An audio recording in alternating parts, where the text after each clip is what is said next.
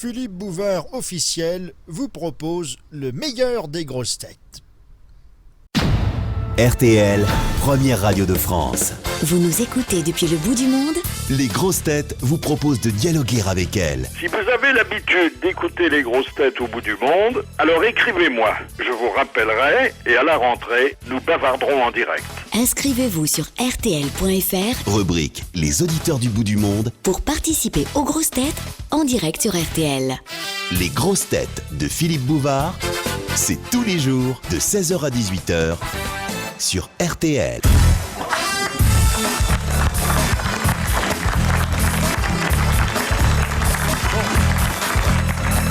Bonjour et bienvenue. Et puis, sachez, je ne vous l'apprendrai pas parce que vous étiez au courant depuis longtemps, que dans quelques instants, notre invité d'honneur sera Hugo Frey, qui fête ses 80 ans avec, excusez du peu, de nouvelles chansons, une tournée, des escales à la Cigale et une apothéose au Zénith.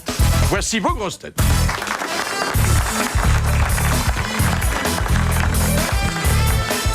L'âge venant et la soif aidant, il consomme aujourd'hui davantage au bistrot qu'au lit. Jean-Jacques Perroni. Bonjour. Quand il taille un costard à un ministre, c'est dans un tissu d'Henri. Bernard Mabille. Bonjour. Son aversion pour le mariage lui a économisé déjà de nombreux divorces. Philippe Chevalier. C'est Vincent Perrault. Ah non, mais Vincent Perrault. On savait pas de qui il s'agissait. C'est vrai que ça marche pour les deux. Il n'oublie jamais un visage, mais pour les femmes laides, il fait des exceptions. Philippe Chevalier. Bonjour. Pour défendre la France en cas de guerre, il suffirait de mobiliser les hommes de sa vie. Macha Merrill. Sacré bataillon, oui. Vous savez, on a renoncé à compter. Il fut un temps où je crois qu'on comptait. C'est pas le nom. On s'était arrêté à 23. C'est pas la Mais quantité. il y a dû avoir du passage depuis. C'est pas la quantité qui compte, c'est la qualité. C'est la qualité, bien entendu. Et je m'améliore. Sachant que s'il y avait la quantité, c'était toujours basé sur la qualité. Oui. Hein. Enfin, ça, on le sait après. Attendez, on sait pas toujours avant. Ça n'empêche pas la qualité Exactement. et la quantité. Non, Macha, est-ce que tu tiens un petit journal de bord Bien concernant entendu, tes amours? bien entendu. Il y a 3 tomes. Journal de bord, pas d'intérieur. Non, avec. Tu les notes? Est-ce que tu les notes? Avec les mensurations. Comme dans le guide Michelin. Les spécialités. Les spécialités. Mais les... c'est pas la longueur qui compte, Mais non, bien sûr. c'est le goût. Oui. C'est... La Non, c'est la 23. durée. 23 à 20 cm de moyenne, tu t'es déjà enfilé 4,30 m. Quelle horreur.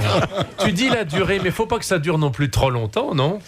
Ah non, il y a Ça un fait moment un peu où peine à jouir. Mais il y a un minimum quand même. Il y a un moment, on a envie de regarder la télé de nouveau. hein.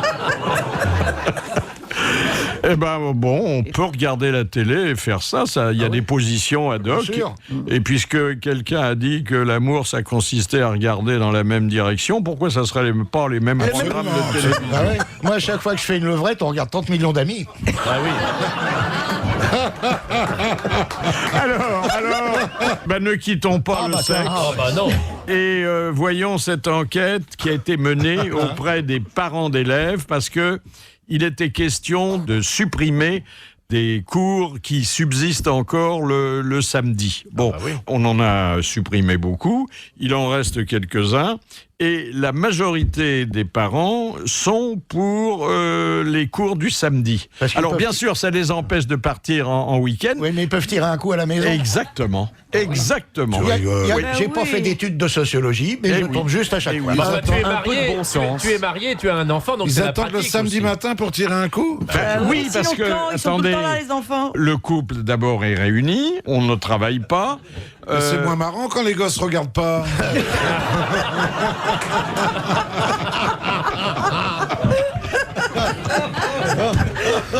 Philippe, il sont incorrigibles. N'essayez pas. Je pense que Je vous me n'avez... demande si j'ai pas tort de traiter ce genre de De choses. nous inviter. Allez-y, Philippe. Alors, le samedi matin, donc. Alors, parce que- le samedi matin, après le turbin, Surtout qu'on fait l'ouvrier les courses le parisien dimanche, maintenant, dit on à fait le sa marché le femme, dimanche. À sa viens, femme. voilà. Et elle dit, moi, ça m'est égal, j'ai pas de terminaison nerveuse. Oh, il a bien On fait n'est pas prêt de l'oublier, celle-là. hein. Ah oui, vous n'avez pas de terminaison nerveuse. Ça, faut pas entendre. Oh là là. Aïe, aïe, aïe. Tu vas être à deux doigts de nous dire, enfin deux doigts, si je puis dire, mais que le point G n'existe pas alors. Non, on le sait déjà que ça n'existe Ah non, pas. il Ah n'existe non, pas. c'est un fantasme. Il C'est un n'existe pas. fantasme, Il est uniquement. mobile. Il est... Non. Il est mobile, oui, il est dans la tête aussi. Oui, c'est ça. On peut pas mettre le doigt sur le point G. En revanche, la main au cul, oui. Voilà. Donc, à une lettre, quelques lettres. Alors, ça, c'est une enquête sur les douleurs qui sont liées au travail. Oh là Et ça, là. c'est sérieux. Ah oui, hein. c'est moins Ah oui, oui, drôle. oui. là, Euh, déjà. Tendinite. vous savez quel est l'endroit du corps qui souffre le plus? Le poignet. Le poignet. À Eh cause ben de la oui. souris. Oh, lui. Le dos, À cause non de la souris. Exactement, Oh, c'est pas là. c'est-à-dire le syndrome du canal carpien. Mais oui, mais c'est très grave. Il y a oui, c'est plein là. de gens qui se font Et opérer. ça, nous avons le Oui. témoignage d'une veuve. C'est comme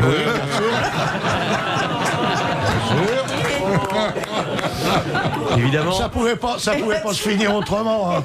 ça c'est à force de travail. Alors c'est nouveau parce que c'est la souris de l'ordinateur. Oui, et regardez, ceux qui écrivent ont la crampe de l'écrivain. Ils ont la bosse aussi. Il y a J'ai le, la ten- bosse, le oui, tennis Le elbow, ça elbow, existe. Et moi, j'ai un comptoir elbow. Ah oui. Comme ça. Et les pianistes aussi. Et moi les j'ai un, pianistes, j'ai un pénis Tendinite. elbow moi. Oh, mais- intéressant ça. Ah oui oui oui. Tu vas me raconter tout à l'heure Ah bah je vais Oui. pas te raconter, je vais te montrer. Mais perds pas ton temps, Philippe, il a pas de terminaison nerveuse.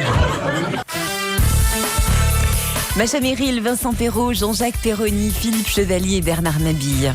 Les grosses têtes de Philippe Bouvard. Le coup de sang, Laissez-moi justement.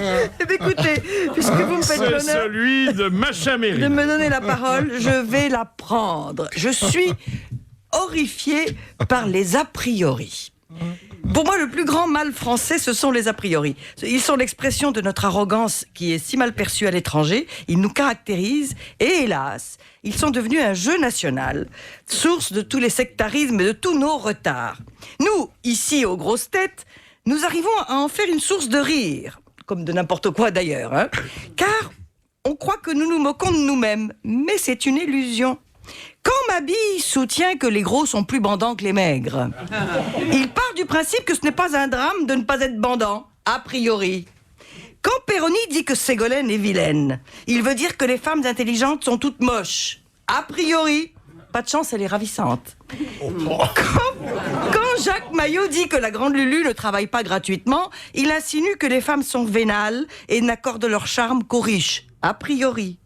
Quand Philippe Chevalier dit que les femmes sont cruelles avec les chauves, c'est lui qui a peur des femmes, qui sont toutes méchantes, a priori. Tu vois. Quand Philippe, oui, vous, Philippe Bouvard, vous dites que vous avez du chagrin quand le prince Charles trompe sa femme, vous sous-entendez qu'un prince n'est pas un homme comme les autres, a priori.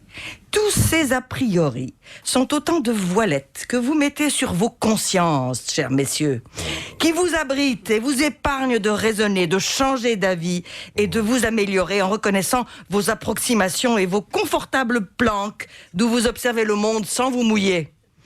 Les Français sont de bons amants. Ils peuvent donc tout se permettre, a priori, qui remonte à je ne sais pas quel d'Artagnan. Ou, bon.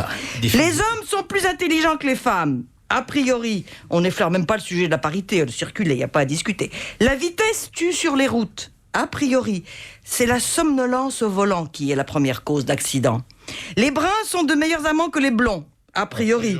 On se souvient peut-être d'un gitan dans Carmen ou de Ramon Navarro dans les films muets. Ce sont de très vieux souvenirs. Ramon, ouais. Les jeunes sont tous feignants et sans ambition. A priori, les jeunes font peur parce qu'ils sont plus calés que les vieux en informatique et en jeux vidéo. Les Allemands sont de gros buveurs de bière avec des bottes et une croix gammée dans le dos. A priori, les Allemands sont les premiers Européens à secourir les Haïtiens et les Afghans. Le cigare fait moins mal que les cigarettes, a priori, grâce auxquelles les fumeurs de cigares en fument leurs femmes et leurs enfants en toute impunité. et j'en passe. Dans toute conversation, il faut commencer par écouter le déballage des a priori avant de pouvoir émettre une opinion. Quelle perte de temps, quel regrettable archaïsme. On dirait que le pays de Descartes a tout dit, tout pensé, et qu'on peut répéter les mêmes choses à l'infini. Alors que le monde change sous nos pieds, et que c'est si excitant d'avoir tort et d'adopter des idées neuves, sans a priori. Quelle leçon, hein? Non, C'est le texte d'une moraliste. oui, je ne suis pas d'accord. Un texte écrit par quelqu'un qui n'a aucune terminaison nerveuse ne me fait ni chaud ni froid. Peu me chaud, madame. Bravo, Macha, bravo. Et l'autre Fauderche, là. Cela dit, Il se dit, j'ai peut-être une chance.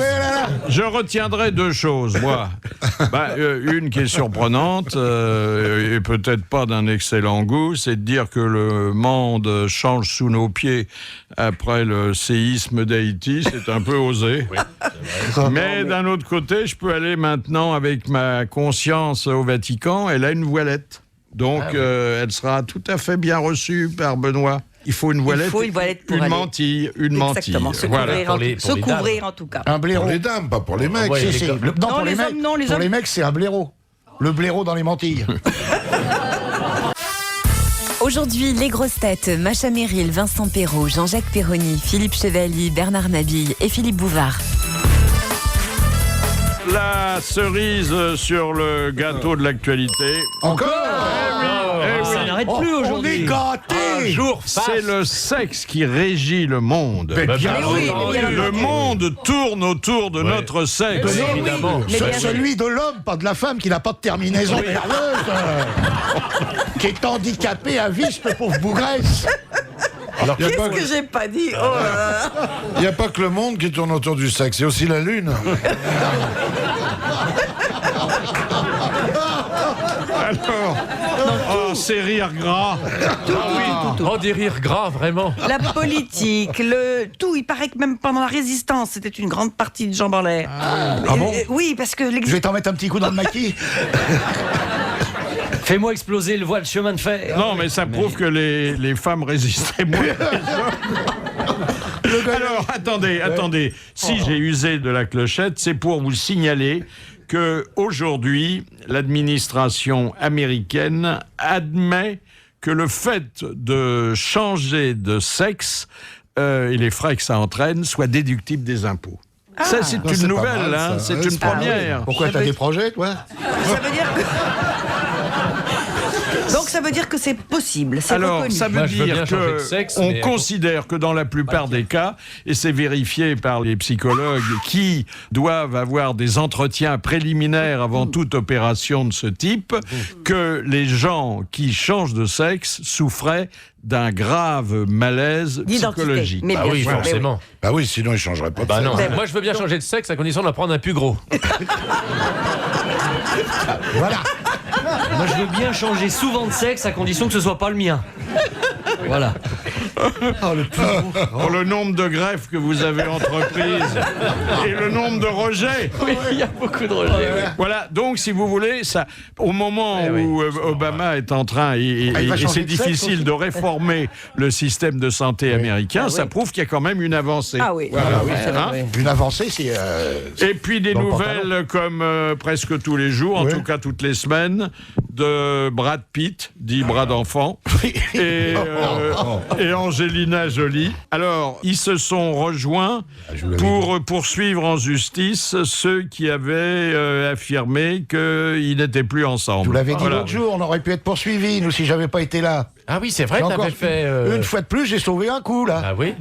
Et ils disent que... ils disent pas qu'ils sont pas séparés. Ils disent que ça nous regarde Ça pas. nous regarde Oui, pas. ils n'ont pas tout à... ils n'ont pas tout à fait tort. Ils hein. sortent Chacun ensemble. voit midi à sa porte. Ben, bien sûr, Toc Toc qui est là, c'est les boules qui Ils est. vont en réception ensemble, en tout cas. Oui. Puisqu'ils étaient ensemble au Grémy. Et puis des nouvelles de George Brown. Ah, le frère la bombe le frère d'Eva. C'est le Premier ministre britannique. Il y a des ennuis avec ses notes de frais. Il est rasoir, il est Gordon rasoir. Brown. Oh là là là là. Il promet un régime équilibré. Oui, alimentaire. Le sien, oui, uniquement alimentaire, oui, bien. hein, parce que autrement ça branle dans le manche. Ça sert à rien, il n'y a pas de terminaison nerveuse. Et il s'est mis au régime intensif des bananes. Ah bon ? Et d'ailleurs, il va se faire bananer par les conservateurs. Voilà. C'est-à-dire qu'il mange des bananes toute la journée? Il mange des bananes toute la journée parce qu'on lui a expliqué, mais on l'avait dit aussi, que c'était très énergétique, la banane. Ah oui, la banane est énergétique, oui. Et depuis qu'il mange ça, qu'il fait ce régime-là, il va à Westminster en passant par les arbres.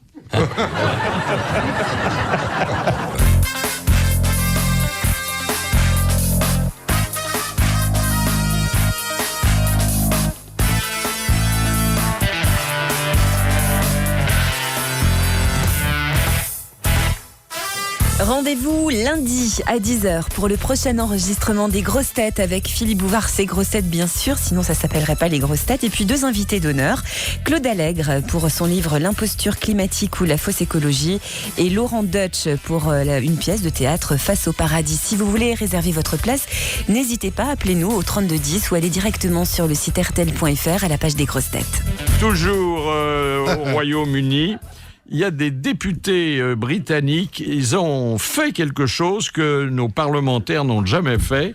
Ils ont été honnêtes. Non, ils se sont invités dans une HLM afin de passer 8 jours dans les conditions de vie quotidienne des habitants. Ils ont copié Giscard. Giscard avait fait un Mais il petit peu restait pas ça. 8 jours jusqu'à... Non, il allait passer la soirée chez les gens. Oui. Et c'est une télé-réalité? Mais oui, ou justement, c'est- j'allais dire, c'est la ferme Non, célébrité pas ou... du tout. Ah, c'est le même principe. Alors, attendez, on leur octroie pendant une semaine un appartement dans ce genre d'immeuble et ils ne disposent pour vivre pendant la semaine que des moyens oui. du pouvoir d'achat d'un chômeur. Ah, dis donc. Voilà. Ils en sont ressortis comment? Eh bien, très mal. Un peu amaigri. Ils ont fait des dettes chez les commerçants. Voilà. Ben oui. Ça, fallait s'y attendre. Hein. Et puis, il va y avoir un grand concert au pied de la montagne de vêtements qui est De Boltanski. entreposée Au Grand Palais. Grand Oui, Palais. oui, L'union sacrée entre la musique et l'art. Et ce qui serait drôle, Philippe, ce serait de faire la manche là-bas quand même. Ah oui. Alors, il y a donc un orchestre symphonique qui s'est monté avec un très bon musicien qui est Frank Kravzik. Et J'ai souvent confondu avec Tony Ripoll. Oui, Tony Ripoll, c'était bien, et son orchestre. alors, il a composé un hymne pour la pyramide de vêtements de Boltanski. Et au lieu d'aller le jouer tout de suite au Grand Palais, il a donné une première audition dans un couloir du métro parisien. Ah oui. Qui n'est pas Avec l'orchestre symphonique? Avec l'orchestre Oh là symphonique. là, mais ça fait du monde, hein, parce qu'ils sont bien... Ah, mais il faut au moins aller à Châtelet-Les-Halles là-bas, il faut de la place quand même. C'était à quelle station? Aubert? Non? Mais il y a un monde En général, fou c'est pour là aller où- voir l'exposition. Aubert, c'est plus haut de plafond. L'acoustique doit ça va être être meilleur. meilleure. Je oui. passe devant le Grand Palais, il y a un monde fou pour aller voir l'exposition. oui. C'est fou. C'est incroyable. Mais je suis sûr parce qu'il y a que des gens qui pensent qu'ils vont pouvoir gauler des fringues par la Mais suite. c'est Bah, dites Non, donc, mais t'as vu les un peu fringues, moins, hein. on n'en veut elles pas. sont pas en bon état, les fringues. Hein. Ah, Et oui. ça vient de chez les fripiers, ça. Voilà. Mais il n'y avait pas une cantatrice, elle aurait pu jouer ça au métro L'Aluette. Et puis, un petit bilan de la chirurgie esthétique après une vingtaine d'années d'activité croissante. On n'en Bien fait sûr. plus. Un client sur 3 serait insatisfait. Bah, Jeanne Moreau, la première. il serait raté, oui. Jeanne Moreau a porté plainte. Oui. Mais pas qu'elle. Vous avez été disgracié très tôt. Vous auriez pu porter plainte contre vos parents. Mais j'ai voulu. Oui. J'ai voulu. Ça, c'était aimable, Mais ça. c'est- après, c'est mais après, c'est l'alcool qui m'a sauvé. Parce que C'était avant, aimable. quand je buvais pas, j'étais très laid. Et maintenant que je bois, ça va mieux. C'est-à-dire vous êtes inconscient. Il y a maintenant. plus...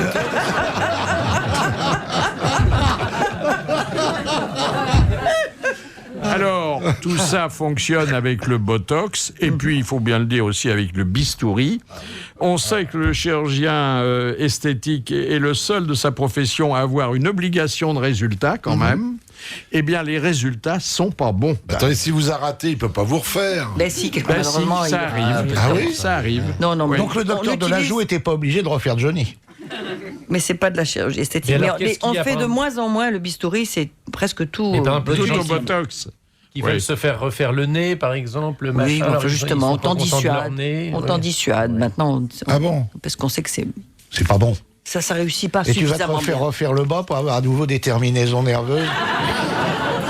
Alors, il paraît, il y a un truc qui est très drôle chez les chirurgiens esthétiques, il paraît, c'est qu'ils ont une règle d'or qui est de ne jamais, quand ils voient un patient arriver, de ne jamais commencer à prendre la parole le premier. Parce que s'ils disent, oui, très bien, je vois ce que c'est pour vos oreilles. Ah, pas du tout. Eh oui, pas du tout, c'est parce que j'ai un corps au pied, etc. Donc Oui, il faut être prudent. faut être très prudent. Moi, si je vais en voir un qui me dit c'est pour vos oreilles, je le prends pour un con quand même. Et ça rigole dans le grand studio de RTL. Et c'est normal, les grosses têtes jusqu'à 18h. Autour de moi et avec les difficultés que vous imaginez, j'ai pu réunir en même temps Jean-Jacques Perroni, Présent. Bernard Mabille, Présent. Vincent Perrault, Présent. Philippe Chevalier, Présent. et Macha Méry. Et puis notre invité d'honneur que nous connaissons depuis longtemps. Il est devenu la figure emblématique des seniors qui travaillent encore et toujours. C'est Hugues Aufray.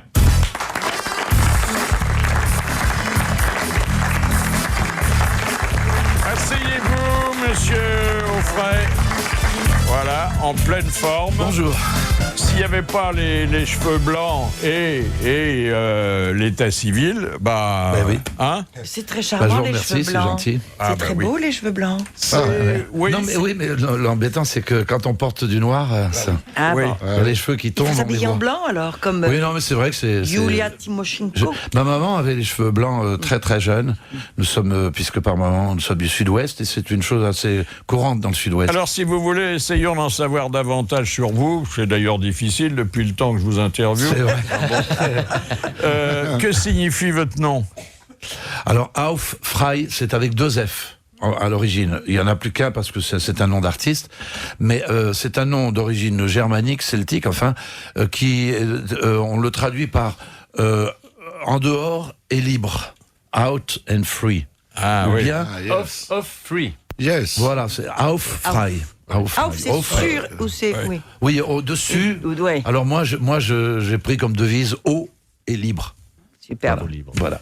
Voilà, eh ben, tout c'est clair. Mais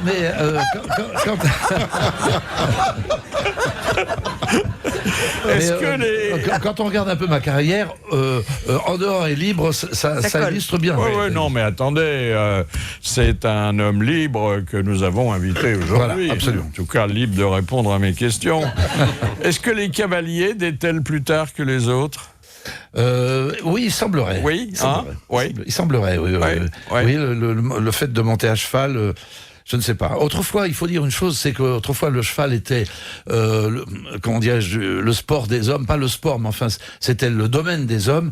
Et aujourd'hui, assez curieusement, signe des temps, c'est devenu le domaine des femmes. Je croyais que c'était très mauvais pour le système génital. Le cheval. Ah non, non. contraire.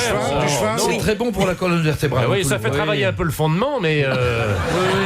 Moi, si je monte une jument, je lui écrase les trompes. Hein, ça, c'est sûr. Alors maintenant, voilà, après le salon du bricolage qu'on a eu tout à l'heure, maintenant le salon de la gynécologie. Là. Voilà. Mais vous montez encore à cheval? Oui, chaque fois que je croise un photographe qui me demande de monter à cheval. Ah, uniquement route du pour la sel. photo. Non, j'exagère un peu. La route du sel non plus. Oui, bien sûr. Encore. Bien sûr, mais malheureusement, mes activités professionnelles m'empêchent de monter aussi souvent que je le souhaiterais. Mais c'est vrai que... Mais il y a d'autres activités qu'on peut faire qui ressemblent beaucoup, vous savez. Ils avaient un projet Oui, pour la randonnée, pour la randonnée de la route du sel, ils voulaient le faire justement sans sel. Mais ça n'a pas été accepté. T'es content de celle-là? Oui, je suis assez oui. content. Ah, d'accord. Oui, c'est pas mal. Voilà. D'accord. Ça porte un nom, hein, ça s'appelle monter à cru. Absolument, absolument. Oui. Comment expliquez-vous qu'Eddie Mitchell s'éloigne et pas vous? Ah bien, parce que... Il est beaucoup plus jeune, hein? Oui, il est un peu plus jeune. Alors, je sais que Johnny a dit qu'il faisait sa dernière tournée, Eddie Mitchell aussi. Enfin, je crois que... Je crois que Dutronc... Mitchell, c'est pas sa dernière tournée, parce que je l'ai vu encore au bistrot il y a pas longtemps. C'est pas sa dernière tournée, hein? Dutronc a dit que c'était sa dernière tournée. Après, il a dit « je bois ». C'est pas mal. Et moi, j'ai pensé qu'il fallait que je trouve quelque chose de plus réaliste, de plus original aussi. Donc, j'annonce officiellement aujourd'hui à RTL que je débute maintenant mon avant-dernière tournée. Ah ben voilà. Comment avez-vous retrouvé une maison de disques? Eh bien, c'est Johnny. C'est Johnny qui est venu vivre à côté de chez moi à Marne-la-Coquette et qui un soir a débarqué chez moi. Il m'a fait des confidences. Il était très ému, très émouvant d'ailleurs. Et il m'a dit je t'aime beaucoup, tu es mon premier ami, le plus fidèle. Est-ce que je peux faire quelque chose pour toi ? Et je lui ai dit un truc que j'avais pas réalisé, c'est que en 50 ans de carrière, parce que j'ai fait mon premier disque en 59 et ça se passait en 2009. 50 ans de carrière, je suis resté 25 ans, c'est-à-dire la moitié de ma vie de professionnel, sans maison de disque. Ça, personne c'est le record absolu. Alors, pendant cette période. Surtout à une époque où les maisons de disques étaient quand même moins frileuses qu'aujourd'hui. Oui. Et donc, je lui ai dit, écoute, voilà, ça fait 25 ans que je suis sans maison de disque. Peut-être que maintenant, il faudrait songer à l'avenir. Ça serait bien si je pouvais rentrer chez Universal. Ouais. Et Johnny m'a fait rentrer chez Universal au moment où lui-même a quitté Universal. Mais Hugues, si je me souviens bien, c'est une vieille collaboration, une vieille amitié avec Johnny. Votre premier tube, c'était bien Les Portes du Pénis Entier, non ? Qu'est-ce qu'il a dit ? Rien. C'est vrai que les portes du pénitencier ont été pour Johnny le relancement d'une carrière où tout d'un coup, grâce à cette chanson, je l'avais situé comme un personnage, un rebelle, alors qu'avant il était un yéyé. C'était pas ça. Mais vous avez fait la première partie de l'Olympia avec Johnny. Je me souviens très bien de ça. Exactement. On est toujours très bons copains. Eh bien, on retrouve les grosses têtes sur RTL avec leur invité d'honneur. Philippe Bouvard reçoit Hugo Frey pour son album New Yorker. D'où vient votre passion pour Bob Dylan ? Ça peut pas s'expliquer. J'ai eu le sentiment, lorsque j'ai entendu Bob Dylan en 61 pour la première fois, d'être en face d'un phénomène artistique, c'est-à-dire ce qu'on appelle un génie. Tout était séduisant chez lui, et j'avais un peu l'impression, sans me prendre pour Verlaine, j'avais l'impression d'être devant Rimbaud. Vous savez un peu comment étaient les rapports entre Rimbaud et Verlaine ? Pas du tout, madame. Mais la passion de l'amitié, on peut avoir des coups de foudre en amitié. Et ça a été le cas, j'ai eu un coup de foudre. Entre Verlaine et Rimbaud, il y a eu un coup de revolver. Il y a eu beaucoup de coups de... Alors, Bob Dylan, finalement, il a complètement phagocyté ce New York que j'ai sous les yeux. Ça s'appelle un CD. Ce CD, oui. Parce qu'il n'y a que des chansons de Oui, c'est un hommage à Bob Dylan. Mais alors, vous êtes accompagné, et bien accompagné. Alors, Jeanne Birkin, Cabrel, Johnny, Ouast Diop, Oasis Diop, c'est un Sénégalais. Oui, vous voyez. Qui dit en sénégalais quelques mots traduits de Bob Dylan. Et Peps, qui c'est ? Peps, c'est professeur d'éducation physique. C'est un garçon qui a un très grand talent, que j'ai découvert, et qui est un jeune qui a vendu, je crois, et puis alors, qui a fait un énorme succès, 1 million de disques avec. Il y a Carla Bruni. Et Carla Bruni, bien sûr. Ah oui. Alors que le jour où elle est venue enregistrer avec vous ce duo, est-ce que le président l'accompagnait ? Je crois que moi j'aime bien dire la vérité. Il est venu passer 5 minutes exactement. Oui, il n'y a rien de gênant là-dedans. Non, mais enfin je ne veux pas trahir un secret. Mais c'est normal, il s'intéresse à ce que fait sa femme. C'est Don't Think Twice, It's Alright. Et dans le choix des artistes qui sont là, c'est la seule personne qui m'a devancé. Je voulais lui demander si elle acceptait de chanter avec moi cette Don't Think Twice, It's Alright. Et le jour où on a remis la Légion d'honneur à Ingrid Betancourt à l'Élysée, j'étais invité et j'étais en train de parler avec le président qui me dit « Qu'est-ce que vous avez comme projet ?» Et je lui dis « J'ai le projet de faire un disque hommage en duo sur Bob Dylan. » Elle est arrivée à ce moment-là, elle m'a dit « Hugues, je veux chanter avec toi Don't Think Twice, It's Alright en do majeur. » Il n'y a pas de hasard. Et c'est formidable parce que c'est exactement ce que je voulais lui demander, et je trouve que non, parce que je sais que ma bille n'aime pas trop cette version que j'ai faite de cette chanson, alors que je trouve qu'elle, avec cette voix sensible qui est la sienne, et puis sa simplicité, sa modestie, elle a traduit exactement l'émotion que j'attendais. Très bien. alors, Mieux. hein, monsieur Tant mieux. Mabille Ah bah alors. Oh. Non, mais il est chiffon parfois, lui. À propos de Bob Dylan, on parlait des noms des tournées. Vous savez comment elle s'appelle, sa tournée de Dylan en ce moment?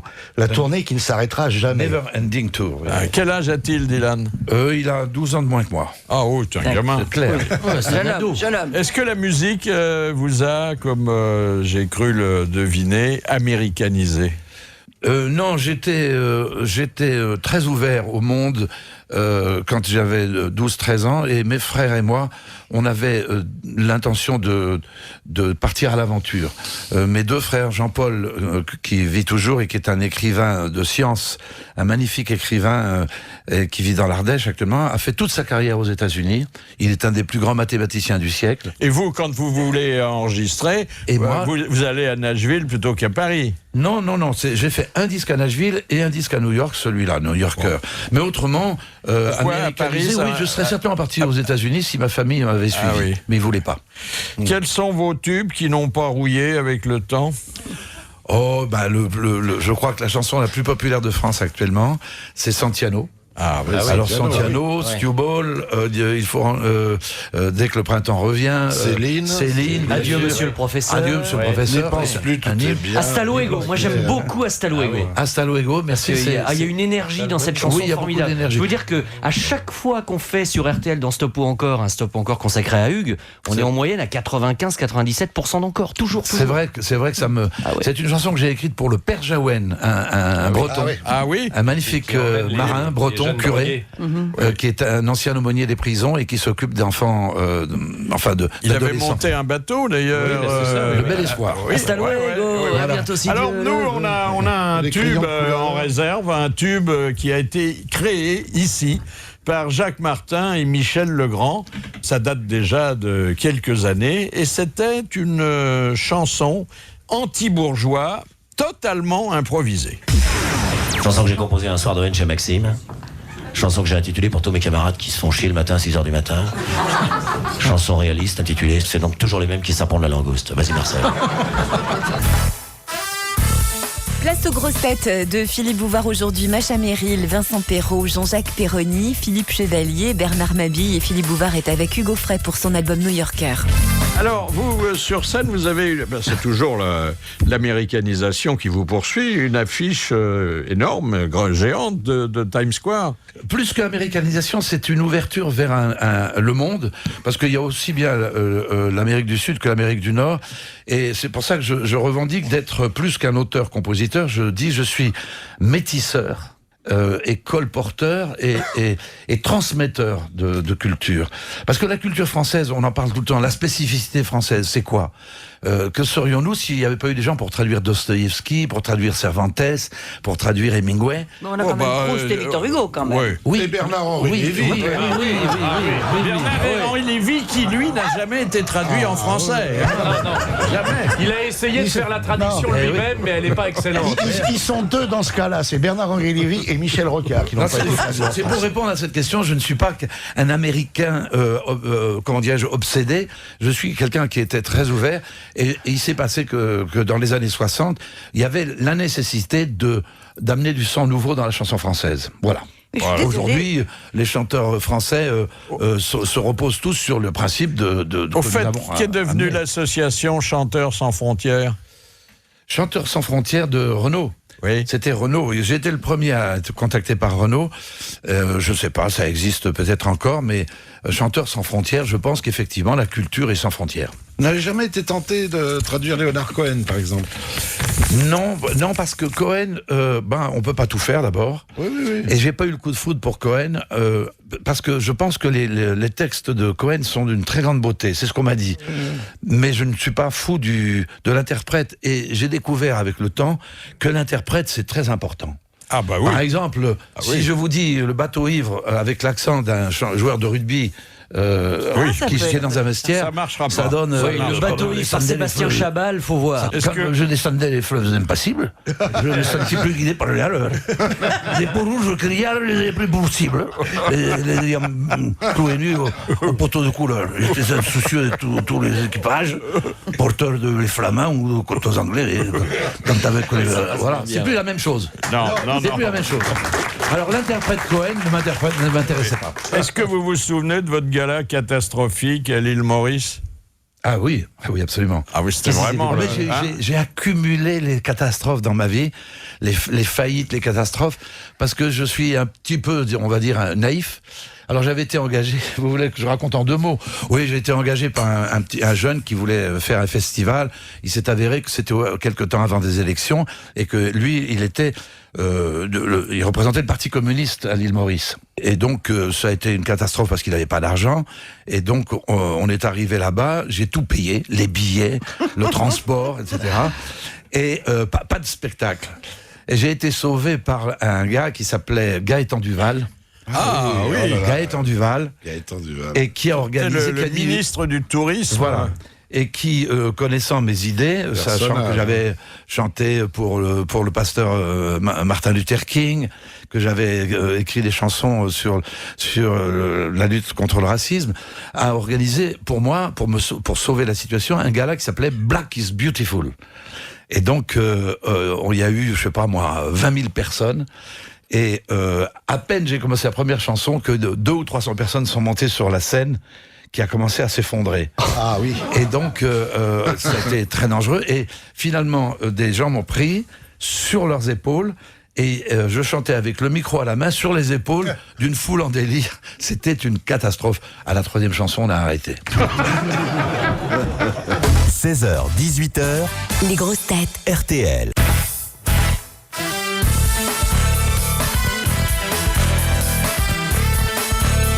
À 17h, les infos seront présentées par Marine Machefer sur RTL. En attendant, on retrouve Macha Merrill, Vincent Perrault, Jean-Jacques Perroni, Philippe Chevalier, Bernard Mabille. Et Philippe Bouvard reçoit également Hugo Frey pour son album New Yorker. Nous allons maintenant retrouver un invité surprise qui est le créateur du musée du chocolat. Bonjour Eddie Van Bell. Oui, bonjour Monsieur Bouvard. Alors, j'ai appris grâce à vous et à la dépêche qui signale l'existence de ce musée gourmand du chocolat, boulevard Bonne Nouvelle, et c'est une sacrée bonne nouvelle, j'ai appris que le chocolat avait déjà 4000 ans d'histoire. C'est exact. Les Mocaïens et les Préolmecs, ils ont réalisé effectivement des boissons cacaotées à base de cacao. Ça a été prouvé. Mais c'était des boissons, il n'y avait rien de solide encore. Non. Le solide n'intervient en réalité que vers les années 1800. Alors vous êtes un récidiviste puisque vous avez déjà ouvert 2 musées du chocolat. Oui, nous en avons ouvert un à Bruges et un à Prague, effectivement. Et l'autre à Prague. Le musée du slip, c'est pas vous, hein? Non. Non, parce que des fois derrière ces chocolats. Tu n'as pas le droit, Jean-Jacques, tu n'as pas le droit. Excusez ce dérapage, hein, monsieur. Un dérapage incontrôlé. Oui. Oh là là. C'est confondant. Ils sont écrabouillés de rire. Alors, attendez, qu'est-ce qu'on peut voir dans ce musée? Nous retraçons l'histoire donc effectivement du cacao, 4000 ans, et l'histoire du chocolat, en commençant par une salle très importante Maya et Aztèque, tous les outils nécessaires pour la préparation de la boisson cacaotée, puis les Espagnols interviennent, ils ajoutent le sucre, nous avons toute une partie sur l'Espagne, et puis après l'introduction de la boisson à la cour de France. Ah, je pleure. Ah oui. Et puis on termine progressivement par les chocolats de marque actuelle et une démonstration de comment faire les pralines et donc les... Démonstration ou dégustation? Et les deux. Les deux. Démonstration et dégustation par après, oui. On peut déguster les pralines? Effectivement. Ah, dis donc, ça va être sympa. Il paraît que ça sent mauvais dans une usine de fabrication de chocolat. Non? Chez Poulain, par exemple, à Blois, il paraît qu'il y a une odeur pestilentielle quand on est dans l'usine de fabrication du chocolat Oui, parce que lui-même. c'est une huile, c'est une espèce de... C'est un corps gras, le chocolat. Parce que je pense que l'odeur du chocolat est une odeur agréable, et nous avions à Bruxelles une production très connue qui, lorsqu'on passait tout près de cette production, tout le monde trouvait que c'était une odeur agréable. Donc non, je ne pense pas. Oui. T'as dû aller dans les écuries, toi. Oui, pour le chocolat Poulain. Donc chez vous, on peut croquer la tablette alors? Absolument, oui, et surtout les pralines, oui. Vous avez des statues, hein? Oui, nous avons pas mal aussi d'œuvres d'art réalisées en chocolat par plusieurs artistes, oui. Alors, qui représente-t-elle, ces statues? Nous avons par exemple un chocolatier qui nous a réalisé des tikis en chocolat. Des quoi, C'est un chocolatier, des tikis, donc des îles Marquises. Nous avons des mannequins habillés en chocolat aussi. Nous avons des chats, une série de chats en chocolat. Donc un ensemble de choses qui sont amusantes à voir. Non, ça tourne pas à l'obsession, ça. Moi, je suis un adepte du chocolat. D'ailleurs, ne raccrochez pas, on vous donnera mon adresse. Mais je suis surpris de cette fascination, hein.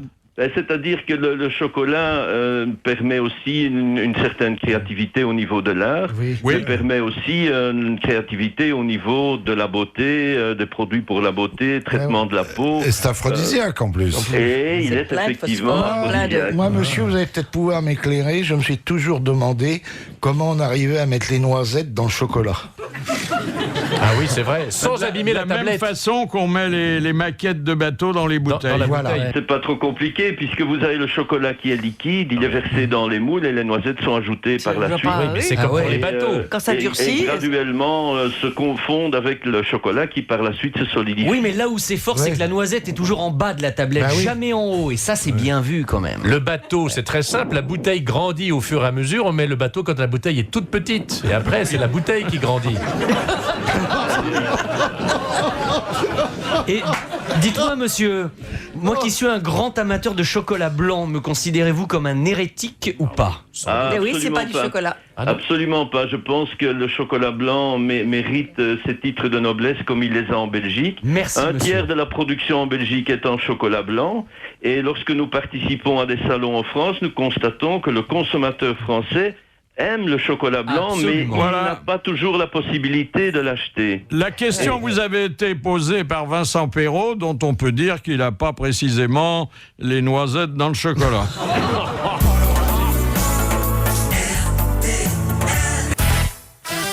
On repart avec la deuxième partie des grosses têtes sur RTL. Macha Merrill, Vincent Perrault, Jean-Jacques Perroni, Philippe Chevalier, Bernard Mabille et Philippe Bouvard reçoit aussi Hugo Frey pour son album New Yorker. Première question envoyée par Madame Beauvais du Mans qui a dit « Si je dois 10 centimes au fisc, on vient me les saisir. Un jour, les huissiers ont même emporté mes blousons. » Coluche ? Non. C'est Johnny. C'est Johnny. Parce que les blousons... Bonne réponse de Macha Merrill, c'est Johnny Hallyday. On est venu saisir ces blousons. Vous vous rendez compte, hein? Oui, ils ont de la valeur, attention. Ah oui, ouais. Mais là, alors, j'ai vu qu'il allait reprendre l'avion alors que ça lui est c'est pas recommandé, oui. Ça lui est déconseillé. Oui, mais pour une fois, c'est pour aller se reposer, c'est pour partir au soleil. Il va pas très loin et c'est pour se reposer. Donc, ça devrait aller, ça va tenir. Alors, bon... T'es docteur, toi, depuis quand? Non, mais il a appelé Nikos. Ah oui, c'est Nikos. Non, j'ai eu en direct, je te remercie. Non, mais il Je crois que Vincent Perrault a été formé par le docteur Murray qui a soigné Michael Jackson. C'est ça. Ils ont quand même mis 7 mois à l'inculper d'homicide involontaire. Il risque 4 ans, je crois. 4 ans de tôle. Bon, brillante carrière qui se poursuit encore aujourd'hui et je crois qu'une carrière artistique, ça s'apprécie surtout sur la durée. Mais quand même, des petits manques. D'abord, le prix de l'Académie Charles Cros qui arrive avec combien d'années de retard, hein? Je l'avais eu en 64 et donc j'ai appris à ce propos-là parce que personne ne sait qui est Charles Cros. Il faut dire Charles Cross, l'inventeur du micro. Charles Cross. Du phonogramme. Oui, mais il y a peu de gens qui savent. Alors j'ai été amené à faire un petit discours le jour de la remise du prix pour expliquer aux gens qui étaient là. Il y avait d'ailleurs l'arrière-petit-fils qui a été ému aux larmes de ce que j'ai raconté. Mais ce que vous ne savez pas, c'est que Charles Cross était un très grand poète. Ah ben bien sûr. Oui, très grand poète. Bien sûr, mais c'était surtout, et alors ça me touche beaucoup, l'ami intime de Verlaine et de Rimbaud. Ah bah on les retrouve. Et c'était un auteur qui avait sublimé la campagne cross-country. Hein? Exact. Oh là là. Oh là là. Oh là là. Et voilà. Philippe, vous faites des jeux de mots anglo-saxons. Mais c'est arrivé. En revanche, ce qui n'est jamais arrivé, mais il y a encore de l'espoir, ce sont les victoires de la musique. Ah oui. Comme quoi, voilà. Mais je redoute maintenant, parce que ça fait très longtemps, 50 ans que je chante comme professionnel. Victoire d'honneur. Et si maintenant j'ai une victoire, ça c'est un peu suspect, quoi. Pour l'ensemble de la carrière. Pour l'ensemble de la carrière, mais seulement c'est ça mérité, risque quand même. Mais ça risque quand même d'être une sorte de concert final, quoi. Est-ce que c'est pas ce qu'on donne à la fin? Absolument, il faut faire Alors gaffe à ça. bon, je vais voir. Si ça, je sais pas, on a le droit de refuser une victoire? Oh oui, on peut faire ce qu'on veut. On vient pas la chercher, d'ailleurs. On vient pas la chercher. Ben voilà. Oui, il faut leur dire trop tard. Trop tard. On va réfléchir. On a le droit de la voler, regardez Thierry Henry, mais... Et puis il y en a plein qui les refusent des victoires, le PSG en ce moment. Deuxième citation proposée par Madame Romer de Besançon, qui a dit « J'ai toujours vu mon père faire du cinéma l'après-midi, du théâtre le soir, du cabaret la nuit et de l'opérette en tournée. Moi aussi, je veux tout faire à la fois, jouer et chanter. » Michel Sardou? Michel Sardou. Réponse de Vincent Picard. Bravo. Bravo. Les grosses têtes de Philippe Bouvard Sur RTL. sur RTL. Le week-end sur RTL, on se réveille avec Bernard Poirette. Les matinales du week-end sur RTL de 7h à 9h30, l'actualité en direct bien sûr, mais aussi la politique et la société en débat le samedi comme le dimanche. Et vos chroniques favorites, la maison, le jardin et la cuisine. RTL Matin avec Bernard Poirette, tous les week-ends de 7h à 9h30. À demain. Le prix inratable, mais vraiment inratable, au rayon frais des magasins U cette semaine, c'est quoi? C'est la longe de porc à 2,85 € le kilo. Bah oui, vous avez bien entendu. Inratable, la longe de porc désossée à rôtir, sans pointe, sans filet mignon, origine France, à 2,85 € le kilo seulement. Quoi? C'est pas cher et c'est bon, c'est vraiment... Inratable, ça c'est inratable. C'est jusqu'au samedi 13 dans les Hyper U et Super U participants. Les nouveaux commerçants. Audispray. Comme 8 Français sur 10, vous vous nettoyez les oreilles avec un coton-tige. Mais le saviez-vous? Jour après jour, le coton-tige pousse le cérumen vers le tympan. Alors changez vos habitudes. Le matin, un pchit d'Audispray dans chaque oreille. Audispray, un spray naturel à base d'eau de mer qui nettoie vos oreilles tout en douceur. Audispray, un produit pour les oreilles de toute la famille, vendu en pharmacie. Et pour moi, Audispray Junior. Je crois que je vous ai parlé déjà du prochain enregistrement des grosses têtes. Je vais le refaire. C'est lundi à 10h au cas où si vous auriez mal compris. Donc lundi, 10h au grand studio de RTL. Les invités d'honneur de Philippe Bouvard seront Claude Allègre et Laurent Deutsch. À quel titre détenez-vous la rosette d'officier du mérite agricole? Bien, je pense que c'est pour tout le travail que j'ai fait pour une discipline qui s'appelle Long Distance Riding. C'est une course américaine à cheval qui se fait sur 160 km, c'est-à-dire 100 miles. Marathon, oui. Et c'est un sport qui est arrivé en France et qui était très mal vu. Je me suis beaucoup battu pour faire connaître cette discipline, finalement qui fait partie de la fédération et qui ramène souvent des médailles d'or. Et j'ai soutenu pendant très longtemps les éleveurs de chevaux de Qu'est-ce que vous cultivez, vous? Parce que généralement, le mérite agricole, il faut quand même avoir un lopin de terre. Le ministère de tutelle de avoir un lopin de terre et cultiver quelque chose. Parallèlement à ça, j'ai eu pendant longtemps des activités en tant que éleveur de chèvres, un troupeau de chèvres, où je faisais des fameux fromages que je vous offrais d'ailleurs quand je venais vous voir à la télévision. Vous avez élevé des chèvres? C'est-à-dire qu'elles s'élevaient toutes seules. Oui, bien sûr. Bien sûr. Elles sont mortes de la légionellose. J'ai eu quand même 2 médailles d'or. Si je n'ai pas eu de victoire de la musique, j'ai eu 2 médailles d'or à Montélimar pour les fromages des petites tomes ardéchoises que nous faisions.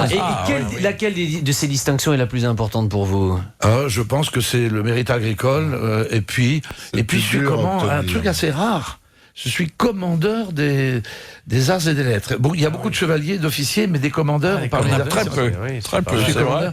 Et c'est la regrettée Dina Virni du musée Mayol, qui a créé le musée Mayol, qui m'a remis cet honneur au musée Mayol. J'ai à côté de moi la statue du commandeur. Voilà.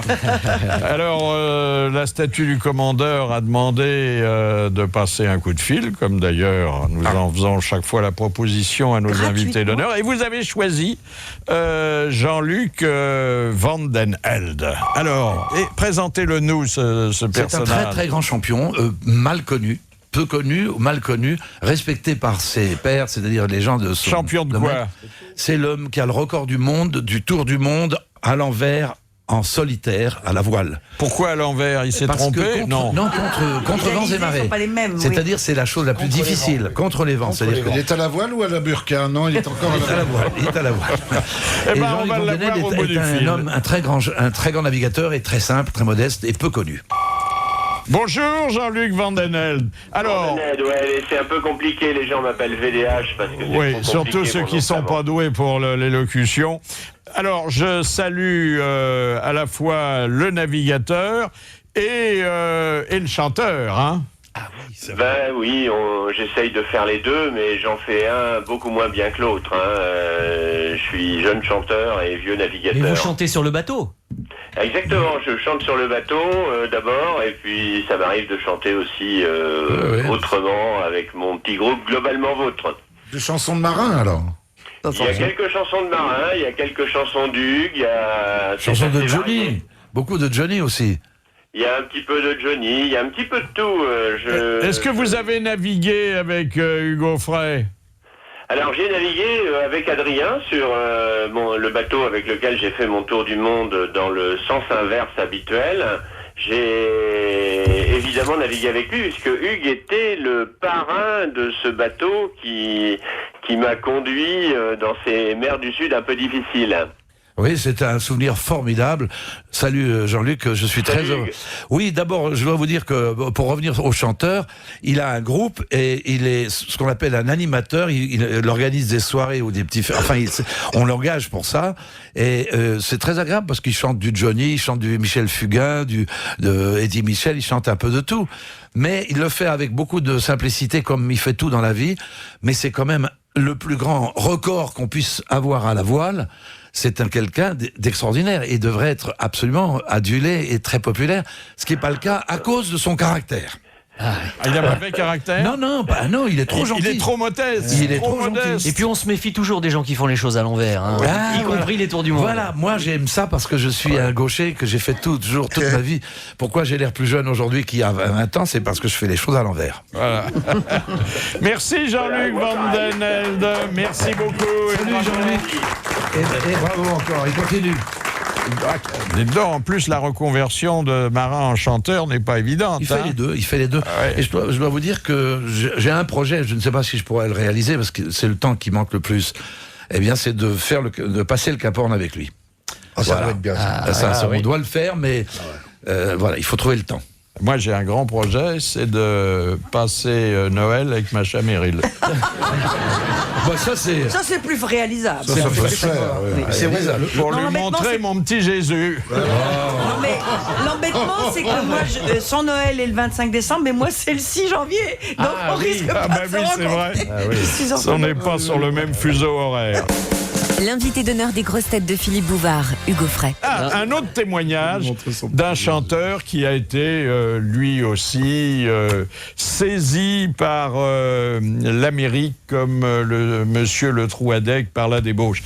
Charles-Élie Couture. Je suppose que quand vous allez à New York, vous allez le voir. Je n'ai pas encore eu l'occasion, mais la prochaine fois que je vais aller à New York, je vais aller le voir. Alors il est bien installé, il travaille beaucoup et vous savez que c'est un homme qui a tous les talents. Il dessine, il peint, il chante, il écrit, mais Central Park, qui est pas loin de son domicile new-yorkais, lui est apparu comme un endroit particulièrement inquiétant.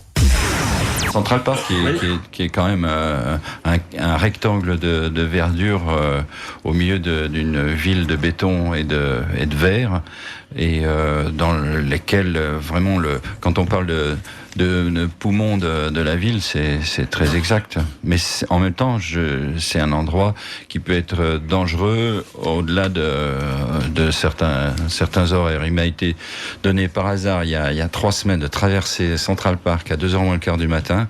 Et vraiment, j'ai eu les fouettes. J'ai eu peur. Et pourquoi? Qu'est-ce qu'il y a? D'abord, c'est interdit, mais je ne le savais pas. Et quand on se retrouve dans le noir et que tout d'un coup, on perd le sens de l'orientation, on ne sait plus où on en est, on s'aperçoit que, comme des acariens sur une croûte de fromage, il y a beaucoup de choses qui bougent là-dedans. Ouais, ça zone, et il y a des gens qui sont quand même au bout du rouleau. Et c'est une ville très dure, hein. New York, même s'il y a une apparence de sécurité. Bref, ça, on les a sentis. Et j'ai eu la trouille quand je me suis couché. J'ai même pas reconnu mon odeur tellement. Faut dire que c'est gigantesque, c'est immense. Alors que si on sait à 2h du matin dans l'obscurité, etc. Enfin, la journée, c'est pas un endroit désagréable. Mais vous savez que New York est la ville la plus sûre du monde actuellement. Hein. Alors, grâce à Monsieur Blomberg. Hein. Voilà, non, mais dites, dans le bois de Boulogne, ça plaisante pas non plus. Ça plaisante pas non plus la nuit. Là aussi, ça bouge dans les buissons. Oui, là. Attendez, ça bouge tellement que les buissons là-bas là, s'appellent des fourrés. Des fourrés. Comment avez-vous rencontré De Gaulle? Bien, j'ai été invité à l'Élysée. On m'a demandé si j'acceptais de venir. J'étais très content. C'est vrai que je suis venu. Mais à l'époque, je ne portais que des blousons comme Johnny. Mais je voulais pas porter une cravate, une chemise, ça m'embêtait beaucoup. Et je me suis fait faire spécialement un costume Mao, avec, enfin, genre officier, vous voyez, un peu chinois, quoi. Oui, comme Jacques Lang à l'époque. Voilà, mais bien longtemps, bien avant lui. J'ai toujours été un pionnier dans certains cas, et là, je suis arrivé, j'étais le premier, je peux dire, à venir, le premier, il y a peut-être eu des Chinois qui sont venus avant moi, j'en sais rien, mais le premier à venir sans cravate, et j'ai été reçu par le général de Gaulle, qui m'a très gentiment demandé comment allez-vous, et je dis, et vous-même, mon général, moi ça va très bien, et vous-même? Ah, ça allait loin comme conversation. C'était une conversation très intime. Et vous lui avez répondu, je vous ai compris, c'est ça? Oui.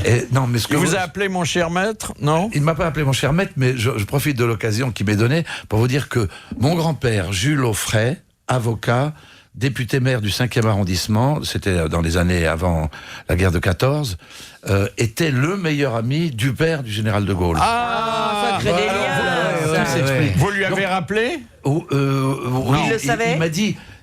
mais je vous connais très bien, je vous connais depuis longtemps, il a dit. Oui, mais il ne pensait pas au grand-père. Bien sûr que si, bien sûr que si. En plus de ça, mon cousin, l'aîné de mes cousins, était général à l'Élysée, général d'aviation, et il s'appelle Offray aussi, donc il savait que nous étions cousins. Ah oui. On m'a dit dedans. Il y a des relations. C'est pas de la famille des Courgeot, parce qu'ils sont Offray aussi.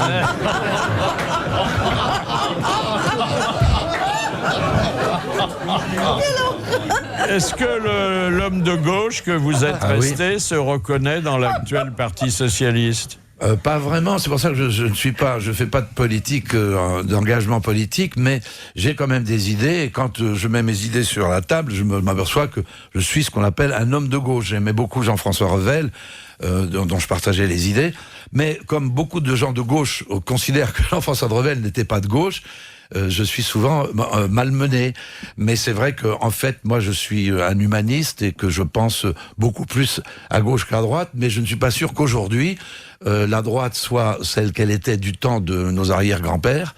Et je ne suis pas sûr non plus que la gauche d'aujourd'hui soit celle qui existait il y a un siècle. Alors tout ça est très complexe, donc je crois qu'il faut savoir que les idées sont comme le ballon de football, ça passe d'un camp à l'autre, ça change. Oui, et parfois ça se dégonfle aussi. Et des fois ça se dégonfle. Question de Monsieur Reynaud de Béziers. Pourquoi la chanteuse Dany, qui avait été sélectionnée pour représenter la France à l'Eurovision en 1974, n'a-t-elle pas pu participer au concours? Parce qu'elle était Parce qu'elle avait une société. C'est au nom de la rose. Est-ce que ça a un rapport avec Serge Gainsbourg? Non. Avec ses vêtements, avec la tenue qu'elle voulait. Parce qu'elle n'était pas française. C'était le 6 avril 1974. Et la réponse est dans la date. J'étais sûr que c'était pas en 69. C'était l'élection de Giscard. Alors, 74. Pas tout à fait. La mort de Pompidou. La mort de Pompidou. C'est la mort de Pompidou. Mais l'enterrement, pas la mort, l'enterrement. Oui, mais alors. Oui, il est mort le 1er avril. Ça revient au même. Les obsèques étaient prévues à Notre-Dame le 6 avril. Et donc, c'est une bonne réponse de Bernard Mabille, mais c'est quand même Philippe Chevalier qui a donné la touche finale. Je t'en laisse un bout. En général, je termine bien. Sur RTL, les grosses têtes, Philippe Bouvard et Hugo Frey. Un auditeur du bout du monde. Parce que nous, on bouge très peu, on est toujours rue Bayard, mais on donne des coups de fil dans le monde entier afin de bavarder avec ceux qui habituellement nous écoutent.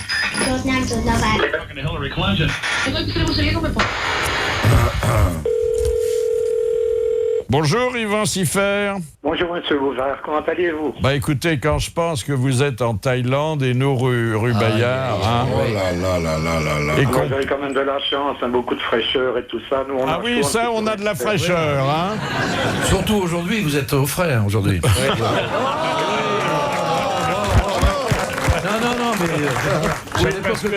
j'ai Hugo Frey à côté de moi, vous savez. Degrés, c'est bien. Dites-moi, qu'est-ce que vous faites en Thaïlande? Du tourisme, non? Non, je ne fais rien, mais je le fais très bien, ne vous tracassez pas, je suis retraité. Je fais rien, mais je le fais très bien, c'est parfait. Qu'est-ce qui vous a amené à prendre... Parce que vous ne travaillez plus, là. J'ai déjà beaucoup donné, vous savez. Oui, mais aller prendre sa retraite en Thaïlande, c'est un peu bizarre, non? Bon, c'est pas plus bizarre que de rester en Europe. Oui. Puis il y a des massages là-bas. Il fait 34 degrés ici, je vois chez vous, il en fait moins 4. Oui, ça c'est vrai. Mais enfin, bon, c'est pas un pays tellement facile, hein? Il y a une petite Thaïlandaise dans le coup? Vous avez tout le confort que vous avez en Europe, vous l'avez ici, aucun problème. Et les gens, quand on parle pas la langue? Ils sourient, c'est déjà bien. Ça taille pas que la landaise là-bas. Oui. Non, c'est très accueillant, les gens sont fort accueillants, la vie est très belle. Il paraît que dans la jungle, il y a des singes très dangereux, on m'a dit ça. Oui, mais je vous ai jamais vu. Oui.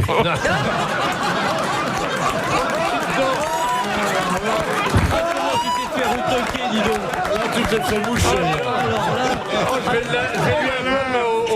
Au maudit auditeur. Vous avez vu la vitesse à laquelle il a renvoyé la balle? Non, mais le boomerang est revenu très vite, là. Ah, vous avez fait un malheur, monsieur Siffert, là, hein? N'est-il pas? Ah oui, d'abord celui de Philippe Chevalier qui s'en relèvera pas de sitôt. Mais enfin, vous nous écoutez régulièrement, hein? Oui, sur podcast souvent, parce qu'on a un décalage horaire de 6 heures. On est 6 heures en avance comparé à vous. Mais dites donc, monsieur, avant d'aller en Thaïlande, vous n'étiez pas du côté de la Belgique par hasard un peu Si, un petit peu du côté de Liège. Il vous reste un petit fond d'accent quand même. Oui. Quand même un peu de nostalgie alors, hein? Nous vous manquons. Oh non, 11 heures d'avion, on est rentré. Il n'y a pas du tout envie de retourner en Belgique. Non, je fais venir les gens, moi. Alors, résumons les agréments de votre nouveau pays. Bon, il y a un climat qui est agréable. Oui, il y a une cuisine, bon, si... Est-ce qu'il y a des frites? Oui, non. Il y a des frites. La frite thaïlandaise, ça peut être une idée. Oui. Il y a de très jolies femmes, hein? Il y a des moules. Oui, mais je suis pas tout seul, alors il y a de très beaux paysages aussi. Ah oui? Enfin, ça dépend ce qu'on a à faire. Oui, non, les filles sont très jolies et tout ça. Tout le monde est accueillant. C'est un charme. Et la vie n'est pas chère? Absolument pas. Il faut compter 30 à 40% moins cher qu'en Europe. Oui. Alors qu'il y a tout ce qu'il faut. Vous voulez dire que c'est une sorte de petit paradis sur Terre? Mais je vais pas le dire à tout le monde. Hein. Ah non. Tranquille, moi. Vous voulez pas être envahi? Eh bien, monsieur Siffert, mes camarades, le singe et moi, on vous salue bien bas. Je vous remercie beaucoup, monsieur Bouvard. Il t'a eu. Rigolo, hein? Il a l'esprit de repartir. Mais c'était pour faire un jeu de mots? T'avais amené un truc ou c'est... Non, j'ai dit qu'il y avait des singes parce que j'ai un ami qui vit là-bas. Alors c'est pas rigolo. Alors il est dans la jungle. Là, il a une superbe maison, c'est vrai. Et alors j'ai un copain qui est allé le voir. Et alors tu t'installes pour déjeuner, dîner, très bien. Et on te donne une machette. C'est pas pour couper ta viande. C'est parce qu'il y a des singes qui peuvent surgir et te bouffer la gueule au moment où tu prends ton plat. Ah, c'est sympathique. C'est quand même assez... c'est pas à Bangkok, hein, c'est dans le nord. Mais je trouve que c'est quand même... Faut aimer vivre dangereusement avec sa machette. Vous écoutez RTL, vous écoutez les grosses têtes de Philippe Bouvard qui reçoivent aujourd'hui Hugo Frey. Une question de Madame Kermalet d'Équeville. Dans la marine nationale, comment s'appelle la longue cravate noire que les marins portent sous leur vareuse? La lavalière. Non, alors ça, ce sont les artistes qu'on trouve à Montmartre ou ailleurs, mais cette cravate des marins porte pour des raisons historiques un autre nom. C'est un nom d'un personnage, d'un ami? Non, non. C'est un objet qui porte malheur, qui porte bonheur. Alors, qui porte pas malheur, mais en fait, cette cravate est noire en signe de deuil. De qui est-ce qui un amiral. à cause après Waterloo, après. Alors c'est pas Waterloo, c'est Trafalgar. Oui, ça s'appelle un Trafalgar. Voilà. Bonne réponse collégiale. Et on dit voilà. Merci Macha. On dit un coup de Trafalgar. Merci Macha. Il y a beaucoup de traditions dans la marine, hein. Ben oui, je pense que les traditions, c'est très important. Ce sont les racines de notre culture, quoi. Pour quelle raison, demande Madame Royer-Donfleur, le port de l'Orient porte-t-il ce nom? À cause des épices, à cause de la Compagnie des Indes? À cause de la Compagnie des Indes. Voilà. Bonne réponse. Bravo, Philippe Chevalier. N'applaudissez pas, il est de là-bas. Je suis pas de l'Orient. Posez-nous une question sur la Roche-Migène, vous allez voir. C'est bien, monsieur Chevalier. Sur Mâcon-Locher. Ah ben lui, dites pas que c'est bien, en plus. Mais si. Ah bah oui, mais quand je veux. Comme quoi, il y a aussi des singes savants. Exactement. Voilà. Exactement. Comme il a répondu très très vite, c'est de l'Orient Express. Un souvenir de Jane Birkin, qui est votre partenaire sur le CD. Alors, vous savez que Jane Birkin, que vous connaissez depuis longtemps, qui est un personnage qui à la fois a de l'intelligence, de la voix, de l'accent et du cœur, s'émeut pour toutes les détresses. Alors, celle des hommes, mais même celle des pigeons. Écoute, moi j'avais un pigeon, il a tombé dans la rue, je l'ai ramassé tout de suite, j'ai emmené à la vétérinaire, on a mis sa jambe en plâtre. Ouais. Et puis je l'ai gardé à la maison, il voulait partir, mais moi je pensais que c'était mieux pour lui qu'il reste, il a perdu tous ses plumes. Oui, tu l'as mangé? Non, je l'ai emmené au vétérinaire pour enlever le plâtre, il a enlevé la jambe, dis donc. Et oui, parce que c'est très fin, la jambe d'un pigeon, il a dit oh merde. Alors, j'ai une pigeon unijambiste. C'est affreux, hein. Il est bon, ton vétérinaire. Il lui a tout arraché, comme ça. Non, il a scié, tu sais. Le plâtre avait pris sur la jambe.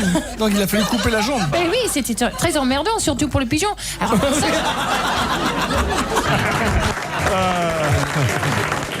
Ah oui, c'est le docteur de la joue, non? Non, c'est le docteur de la jambe. Qu'est-ce que vous regardez la nuit à la télé? La nuit, je regarde beaucoup la chaîne Histoire ou National Geographic. Je regarde pas beaucoup la télévision, mais là, je trouve c'est intéressant parce que j'apprends des choses.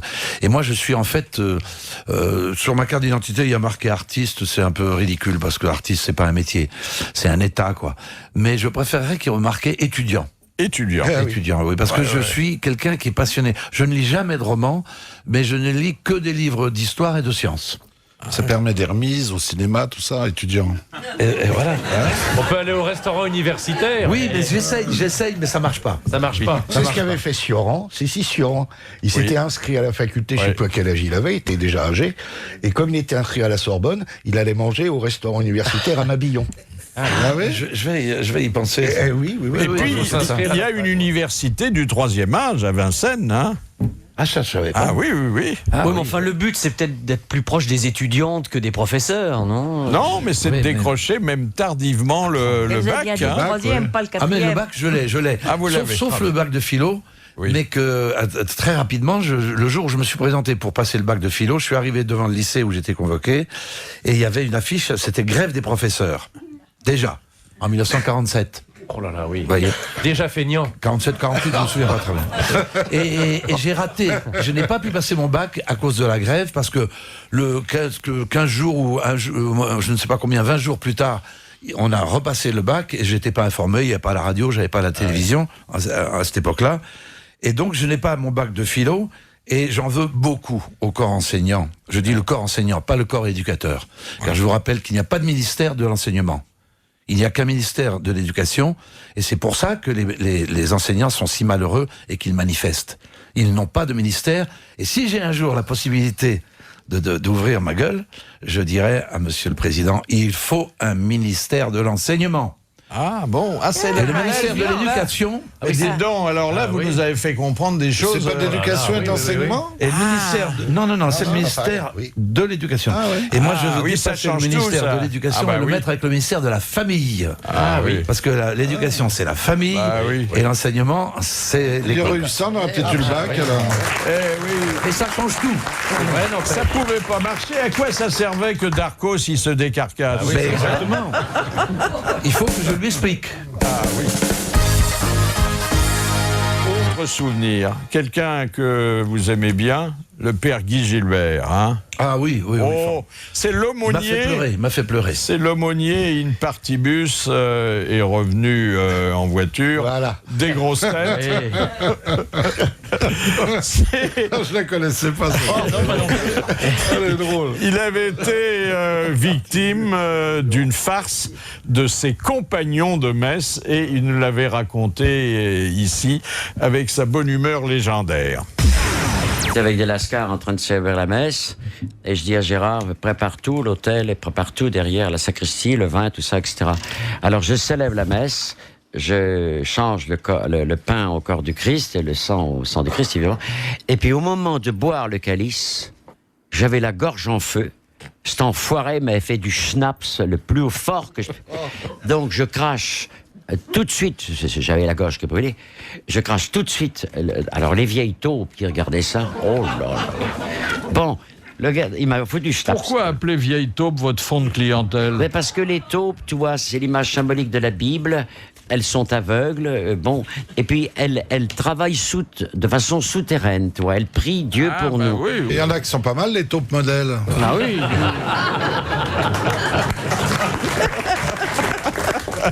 On va faire éclairer notre lanterne sur un fait divers qui a fait beaucoup couler d'encre et de salive. Je vous rappelle, on l'avait évoqué ici, que dans un bureau de poste de l'Oural, on a alerté la police antiterroriste parce que un paquet cadeau contenant un sextoy s'était mis à vibrer dangereusement et on pensait que c'était un explosif. Bonjour, monsieur Lequeux. Bonjour, messieurs. C'est sur un plateau. L'effet est garanti. Mais c'est féminin. Monsieur Lequeux dirige la société Sexy Privé, hein? Oui, sexyprivé.com, tout à fait. C'est plutôt sérieux, hein, ça? Ah bah, on vend du sextoys, oui, en effet, c'est sérieux. Voilà. Vous n'avez pas pu en distribuer dans la rue, alors, finalement? Non, toujours pas. On a essuyé notre deuxième refus là, de la préfecture. Ah oui. Vous voulez les distribuer, vous savez? Oui. Parce que ils n'aiment pas. Il y avait eu un précédent fâcheux avec des billets de banque. Hein. Ouais, ça c'était mal fini. Un amalgame un peu facile. Hein. Alors, comment, quand on envoie des sextoys par la poste, comment les emballer pour éviter ce genre de désagrément? Ce qui m'étonne, c'est que généralement les piles sont pas dans les sextoys, déjà. Vous les vendez sans piles? On les vend soit sans piles, soit les piles sont dans le packaging, mais à côté. Oui, mais si c'est quelqu'un qui a du sexe à piles... Oh, Philippe. Elle a mis du temps à venir, celle-là. On peut aussi le vendre avec piles si quelqu'un le demande, hein? Oui, tout à fait. Alors, ce qui peut arriver sur certains produits, c'est que les piles sont déjà dans le produit et il y a juste un petit séparateur qui évite le contact. Ah oui. Donc, il suffit que généralement, c'est une petite languette. Il suffit que cette petite languette saute. Quand la languette... il suffit qu'il y ait des vibrations. Vous voyez le visage de Macha Merrill s'éclairer quand on parle de sextoy et de languette. Mais attendez, c'est peut-être des gens qui sont dans le besoin, ils en ont un pour plusieurs, donc ils gardent les piles à l'intérieur. Tiens, Maurice, envoie-moi mon god. Alors on lui envoie le machin. C'est possible. Et puis après l'autre, elle l'envoie à Lucette et ils en ont un pour plusieurs. Ouais, à mon avis, c'est ce qui s'est passé parce que... Ah bah voyez, c'est pas Maurice, c'est Michel. Envoie-moi mon gars de Michel, on dirait. Oui, c'est ça. Parce que partant d'un fournisseur ou d'un grossiste ou d'un vendeur, généralement il n'y a pas de pile. Maintenant, si quelqu'un se les envoie à sa cousine, à son beau-frère ou à je sais pas, oui, en effet, ça peut se passer. Tout ça pour dire qu'il faut quand même se méfier parce que dès que quelque chose vibre ou fait tic-tac, on appelle la police aujourd'hui, hein? Pour envoyer de montre. Oui, puis vous savez, il y a certains vibros qui vibrent bien, donc en effet, ça peut faire penser à des choses plus importantes. Et comment se passe votre petit commerce? Là, vous avez l'impression qu'il y a sans cesse de nouveaux adeptes? Écoutez, nous, on est les rois du discount dans le sextoys, donc automatiquement, En ces périodes un peu de crise, même le sextoy, on cherche à l'acheter moins cher. Et sur sexyprivé.com, c'est moitié prix, donc il n'y a pas de souci. Oh oui, mais moi j'ai donné un concombre à ma femme et puis ça va comme ça. Après, on peut le mettre dans la soupe quand il est usagé. Exactement. Ben oui, c'est l'avantage. Bien sûr. J'ai l'impression que vous allez choquer Monsieur Lequeux, qui pourtant doit avoir les idées larges. Hein. Monsieur Lequeux, à l'habitude, il a un nom déjà qui est très porteur dans son activité. Donc, c'est pas un pseudonyme, c'est votre vrai nom. Franchement, non. Et si je vous disais le nom de jeune fille de ma mère, c'est encore pire. La chatte. Non, Morlaix. Ah oui. Vous pouviez pas faire un autre métier. Merci Monsieur Lequeux, bravo. C'est formidable. C'est formidable. Et il oublie de vous dire que son siège social est à Bourg-la-Reine, évidemment. Les grosses têtes de Philippe Bouvard. De 16h à 18h. Sur RTL. Et sur RTL, les grosses têtes continuent. Philippe Bouvard est avec Macha Merrill, Vincent Perrault, Jean-Jacques Perroni, Philippe Chevalier, Bernard Mabille, l'invité d'honneur, Hugo Frey. Le coup de sang de l'invité d'honneur. Ah bah oui, c'est la main de Thierry Henry. Alors, j'ai entendu récemment un monsieur qui s'appelle Pascal Boniface. Je le connais pas, mais je l'ai entendu sur une radio, je sais pas si c'est chez vous ou ailleurs, mais peu importe, mais qui disait exactement ce que je pensais. C'est-à-dire qu'il prend la défense, car je suis le défenseur de Thierry Henry dans cette histoire. Je pense que si Thierry Henry s'était dénoncé comme les gens le demandaient, qu'il aille voir l'arbitre pour dire j'ai mis une main, donc le but n'est pas valable, je pense qu'il se serait attiré encore plus de haine que celle qu'il a eue en ne disant rien. Ma théorie est la suivante, c'est que d'abord, un joueur peut faire une faute, volontairement ou involontairement. Là, on sait que c'est à la fois involontaire et volontaire. On a pour ça un arbitre qui est chargé de juger quand c'est une faute. Et l'arbitre, par définition, il est arbitraire. C'est-à-dire qu'on l'autorise à se tromper. Il a le droit, il le revendique d'ailleurs, de dire « je n'ai pas vu ». Donc l'arbitre, il a fait une faute d'arbitrage, mais il a le droit de faire la faute. Comme Thierry Henry a le droit de faire une faute, en général, il est puni. Alors, là, il n'est pas puni. Conclusion, celui qui a fait la faute, et pour qui je suis absolument exigeant, c'est Platini, qui refuse la vidéo. Car sans la vidéo, il n'y a pas de coup de boule de Zinedine et il n'y a pas de main de Thierry Henry. Et si par hasard, l'équipe de France arrive en demi-finale ou en finale peut-être au championnat du monde, qu'est-ce qu'on dira à Thierry Henry? S'il a eu tort ou s'il a eu raison? Vive Thierry Henry, c'est un grand champion et je le soutiens. Et j'ai un peu honte de ceux qui l'ont massacré à cette occasion. Voilà mon coup de gueule. Voilà. Bravo. Ce qui est rassurant, c'est qu'ils jouent comme des culs-de-jatte, mais ils sont pas manchots, quoi. Non, mais si on peut plus me mettre la main sans se faire... S'il fallait se dénoncer à chaque fois qu'on met une main... Oh là là, vous vous rendez compte? Alors là, vous vous rendez compte? En tout cas, on est bon avec le jeu de balle avec la main. C'est au handball qu'on gagne tout le temps, là, c'est ça. Ça, c'est avec la main. J'imaginais ce que vous dites dans le métro. Est-ce qu'un joueur de handball qui joue avec son pied... je crois que c'est pareil, il y a pied. C'est comme au volley, on dit il y a pied. Ils n'ont pas le droit de mettre le pied, les handball? Non, comme au tennis. Vous imaginez avec ce que vous dites dans le métro aux heures de pointe, tous les gars qui plottent les fesses des gonzesses et vous allez vous arrêter. L'arbitre n'a pas sifflé. Ah oui. Absolument. Hugo Frey, est-ce que vous vendez parfois vos peintures, vos sculptures? Non, pas du tout. Jamais? Non, pas du tout. C'est pas parce que vous voulez pas ou parce qu'il n'y a pas d'acheteurs? Non, parce que pour l'instant, je ne veux pas. Peut-être qu'un jour, ça viendra. Mais sans vouloir m'étendre trop loin, je trouve que le marché de l'art est en pleine dérive, exactement comme le marché des banques et des finances et des crédits. Nous assistons à une dérive scandaleuse. Quand on parle de ce que Giacometti a vendu, c'est pas lui qui l'a vendu, c'est son marchand. C'est un marchand. Alors qu'il y en a 14. Hein. Il y en a 12. Il y en a 12 de deux tailles. C'est une dérive terrible, donc je me méfie beaucoup du marché de l'art. Mais en tous les cas, peut-être qu'un jour, je serai amené à faire connaître ce que je fais, mais pour l'instant, ça reste personnel. Ça vous choque qu'une œuvre d'art soit payée trop cher? Oui, trop cher, parce que la différence entre un joueur de football, par exemple, dont on parlait tout à l'heure, c'est qu'il n'y a pas d'injustice. Son prix, c'est par rapport au public, parce que le football est un spectacle en même temps. Donc, dans la mesure où les grands champions attirent du monde, c'est normal qu'ils soient payés. Tandis que l'artiste, Giacometti, lui, il n'a rien touché. Et on ne peut pas. Il est mort surtout, hein. Il est oui, mort. c'est ça, il est mort. Il n'a rien touché. Alors qu'un joueur de football mort ne peut pas jouer au football. Voilà. Il y a une différence. Il ne touche plus rien non plus. Tu as bien fait de préciser, non, mais il faut que ce soit clair pour tout le monde. C'était la minute de Nous sommes philosophie. écoutés par des millions de personnes. Il ne faut laisser personne sur le côté de la route. Voilà. À 18h, RTL Soir, présenté ce soir par Bernard Poirette et Christelle Rebière, l'invité d'RTL Soir, Guy Marchand. Et puis, c'est la fin des grosses têtes pour aujourd'hui, en compagnie d'Hugo Frey. La honte de l'invité d'honneur. Oh, ça remonte loin. Hein. Ça remonte loin. Ouais. Deux mots, c'est Dalida, notre chère Dalida, se marie avec Lucien Maurice. Qui à l'époque le directeur artistique d'Europe 1. Numéro 1. Et ça se passe à la mairie du 16e arrondissement. Et Lucien Maurice m'aimait beaucoup. Et Dalida, j'avais fait beaucoup de tournées avec elle. Elle m'aimait bien.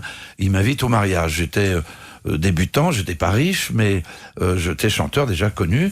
Et donc je m'étais fait faire un costume un peu élégant pour les occasions. Et sur les conseils de Charles Aznavour, c'était Ted Lapidus qui m'avait fait ce costume en alpaga, un tissu quand même très fin, très cher et très fin. Et donc, j'ai porté un peu ce costume de temps en temps. Et ce jour-là, j'étais à la mairie du 16e arrondissement. Et à la fin du mariage, ça s'est passé normalement. Je ne sais pas ce qui s'est passé. Mon pantalon s'est déchiré. Mais comme vous pouvez l'imaginer, c'est-à-dire dans mon dos. C'est-à-dire de la ceinture jusqu'au milieu de la braguette. C'est-à-dire fendu en deux. C'est-à-dire que on voyait mes fesses. Et oui, tout d'un coup, vous étiez à l'arrêt, quoi. Et vous n'aviez pas... J'étais à l'arrêt. Et vous n'aviez pas de caleçon? Il n'y avait pas de... Si, j'avais un caleçon. Et blanc. Parce que je ne porte que des sous-vêtements blancs. Chaussettes et caleçons. Et ça se voit encore plus. Et heureusement pour moi, j'ai pu, quand j'ai réalisé ça, les gens se levaient, c'est la fin du mariage, donc tout le monde s'est levé, je suis resté un peu assis, et dès que j'ai pu, je me suis glissé contre le mur. Et j'ai donc... rasé les murs. J'ai rasé les murs oui. Pour sortir. Et tout le monde me regardait, et je suis arrivé jusqu'à la sortie comme ça, en disant pourvu qu'on ne me voit pas, quoi. C'est une honte, c'est ridicule, quoi. Et je crois que personne n'a su jusqu'à aujourd'hui. Jusqu'à aujourd'hui, où on s'est aperçu que voilà. Si on voulait cacher ses poils, fallait raser les murs. Voilà. J'extrapole. Dernière question de Monsieur Levasseur. De quel écologiste parlait Pierre Desproges lorsqu'il disait « C'est incroyable qu'un garçon aussi peu gâté par la nature soit si peu rancunier ». Wechter. Bonne réponse de Péroni et Mabille. Eh bien, c'est Bernard Mabille qui va raconter l'histoire du jour envoyée par Monsieur Chaban de Saint-Jean-de-la-Poterie. Voilà, alors une histoire juive, mais sans accent. Moi, je ne sais pas faire l'accent. Hein. Dans la rue, Jacob et Simon ont une vive discussion. Ma parole, Jacob, je t'assure, le noir, c'est pas une couleur. Sur ma vie, Simon, le noir, c'est une couleur. Non, non, Jacob, c'est pas possible. Le noir, c'est noir, et c'est pas une couleur. Simon, tu veux ma mort ou quoi? Puisque je te dis que le noir, c'est une couleur. Et écoute, Simon, on va voir le rabbi, lui, il saura. D'accord, Jacob, mais le noir, c'est pas une couleur. Et les deux amis s'en vont voir le rabbin. Rabbi, dis-lui à Simon que le noir, c'est une couleur. Ah, la vérité que c'est pas une couleur, Jacob, hein, Rabbi? Eh oui, dit le rabbin, le noir, c'est une couleur. Ah, alors Jacob et Simon repartent. Toi, Jacob, le noir, c'est une couleur. Eh oui, d'accord, le noir, c'est une couleur, mais le blanc. Ah, le blanc. Alors là, c'est sûr, c'est pas une couleur. Aïe, aïe, aïe, Simon, mais bien sûr que si, le blanc, c'est une couleur. On retourne voir le rabbin. Rabbi, dis à Simon que le blanc, c'est une couleur. Rabbi, hein, le blanc, c'est pas une couleur. Ma parole, mes enfants, le blanc. Eh ben oui, le blanc, c'est une couleur. Eh oui, Jacob, tu avais raison, le blanc, c'est une couleur. Alors tu vois, Simon, que la télé noire et blanc que je t'ai vendue, c'est une télé couleur. On se demandait où tu allais en C'est dur à raconter, ça. Voilà, aujourd'hui, un grand merci à Hugues Beaufray que nous avons reçu. C'est moi qui vous remercie. Je ne dirai pas pour son retour, parce qu'il n'est jamais parti et qu'il n'est pas prêt de le faire, mais pour cette performance qui consiste, à un âge où d'autres pourraient se reposer sur leur laurier, à sortir un CD, à entreprendre une tournée et à se produire à la Cigale avant de faire le Zénith. Merci, bravo, à demain.